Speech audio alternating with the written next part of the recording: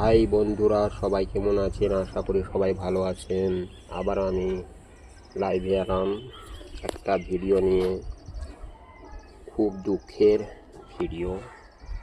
এই যে আমি আমার গাড়িতে বসে আছি, 3 চাকার সাইকেল।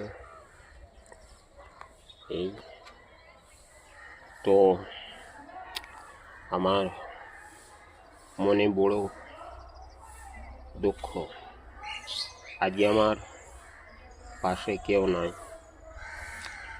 আমি বড় একা অসহায়। সবাই কেমন আছেন? আশা করি সবাই ভালো আছেন। ইনশাআল্লাহ আশা করি, দোয়া করি সবাই যেন ভালো থাকেন। আমাকেও ইনশাআল্লাহ যেন ভালো রেখে আল্লাহ করি।